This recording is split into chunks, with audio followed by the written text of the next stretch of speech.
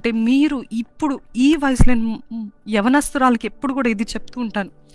మీరు ఏ డిసిషన్ ఇప్పుడైతే తీసుకుంటున్నారో నమ్మండి, విశ్వసించండి.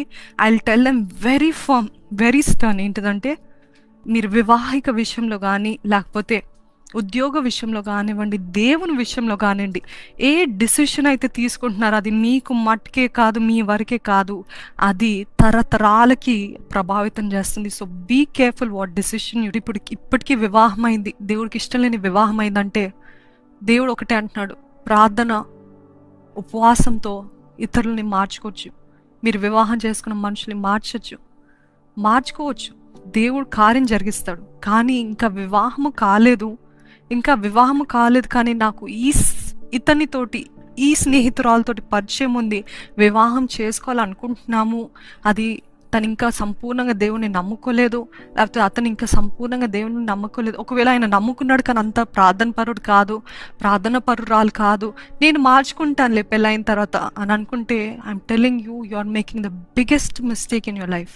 మీ జీవితంలో పెద్ద తప్పు చేస్తున్నారు. మీతోటి be yoked equally, not unequal yoke,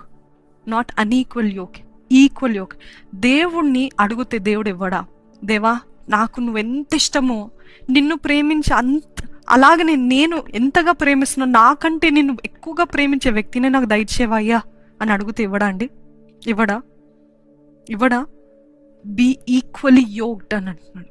దేవా, నేనైతే నీ వాక్యం చదవాలంటే ఎంతో ఆశయ్యా, నీ సేవ చేయాలంటే ఎంతో ఆశయ్యా, కానీ ఒక లోకస్తుల్ని తీసుకొచ్చి వివాహం చేసుకొని దాని తర్వాత ఆయన నన్ను సేవలో ప్రోత్సహించట్లేదు అక్క అనంటే ఎలా కుదురుతుందండి? ఎలాగ ప్రోత్సహిస్తాడు కదా? అందుకనే మీకు సేవా భారం ఉంటే నాకంటే ఎక్కువగా సేవా భారం ఉన్న వ్యక్తిని దయచేయ్యా, నాకంటే ఎక్కువగా నేను ప్రేమించే వ్యక్తిని దయచేయ్యా, నాకంటే ఎక్కువగా ప్రార్థన శక్తి, ప్రార్థన బలం, ప్రార్థనాత్మ ఉన్న స్త్రీని దయచేయ్యా అని అడిగితే ఇవ్వడా అండి? మీరు అడగండి, దేవుని అడగండి. Don't be unequally yoked but be equally yoked. ఎద్దు కలిసే భారాన్ని ముందుకు తీసుకెళ్తాయి. ఎద్దు గుర్రము కలిస్తే ఏది కూడా సాధించలేవు. ఎద్దు ఒక్కతే అలసిపోతుంది, ఎద్దు ఒక్కటే ఎంతగానో భారభరితమై కుప్పకూలిపోతుంది. అందుకని equally యోక్డ్, whoever is in the same boat, whoever loves Jesus just the way you do or more than you do, అడిగితే తప్పకేస్తాడండి. అందుకని కొరింథీయులకు రాసిన 2వ పత్రిక 6వ అధ్యాయము 14వ వచనంలో మనందరికీ తెలిసిన వాక్యం, మీరు అవిశ్వాసులతో జోడు ఉండకుడి, నీతికి దుర్నీతితో ఏమి సాంగత్యము, వెలుగునకు చీకటికి ఏమి పొత్తు, క్రీస్తునకు బెలియాలతో ఏమి సంబంధము, అవిశ్వాసితో విశ్వాసికి పాలెక్కడిది. ఈరోజు దేవుడు అదే అంటున్నాడు. నీతికి దుర్నీతికి ఏంటి సాంగత్యము, వెలుగుకి చీకటికి ఏంటి సంబంధము? there's no connection, there's no relationship with that. So be equally yoked. సమానంగా మిమ్మల్ని, దేవుణ్ణి సమానంగా ప్రేమించే అట్లాంటి వ్యక్తుల కోసం, స్నేహితుల కోసం, కుటుంబం కోసం వెతకండి, చూడండి. You ask, God will always ask. Say, దేవా, నిన్ను అడగమన్నావయ్యా, తట్టమన్నావయ్యా, వెతకమన్నావయ్యా. అడుగుడి మీకు ఇవ్వబడును, వెతుకుడి మీకు దొరుకును, తట్టుడి మీకు తీయబడును, అడుగు ప్రతివానికి దయచేయబడును అని దేవుని వాక్యం తెలియజేస్తుంది. ఈరోజు అడగట్లేదు కాబట్టి పొందుకోవట్లేదు అని ఇంకో వాక్యం తెలియజేస్తుంది.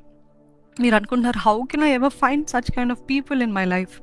అట్లాంటి స్నేహితురాలు, అటువంటి సహవాసము, లేకపోతే అటువంటి హస్బెండ్, అటువంటి వైఫ్ నాకెలాగ దొరుకుతుంది? నేను ఎంతగా ప్రేమిస్తున్న దేవుని నాకంటే ప్రేమించే వాళ్ళు ఉన్నారా అని ఇది ఒక గర్వము కొంతమందికి కదండి. కానీ దేవుడు అనుకుంటే ఏదైనా చేస్తాడు. మీ ఆశ చెప్పున మీరు చూసినట్లయితే, నా సాక్ష్యము చూసినట్లయితే, నేను దేవుని ఒకటే ప్రార్థన చేసేదాన్ని. ఏంటంటే, దేవా, ఆ వ్యక్తి, నేను వివాహం చేసుకునే వ్యక్తి కుంటివాడైనా గుడ్డివాడైనా పర్వాలేదయ్యా, కానీ ఆ వ్యక్తి నిన్ను మాత్రం ప్రేమించాలయ్యా, నీ సేవ చేయాలయ్యా అని నేను యవ్వన కాలంలో, అంటే వివాహం కాని జీవితంలో ప్రార్థన చేసేదాన్ని.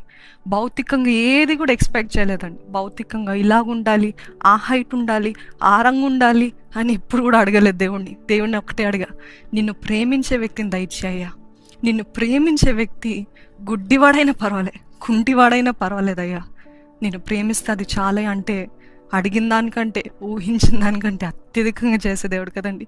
ఎంతో అందమైన భర్తని, ఎంతో చక్కటి తలాంతులు కలిగిన భర్తని, ఎంతో ఎత్తు అన్ని రీతులుగా హీస్ పర్ఫెక్ట్ అన్న వ్యక్తిని దేవుడు నాకు అనుగ్రహించాడు.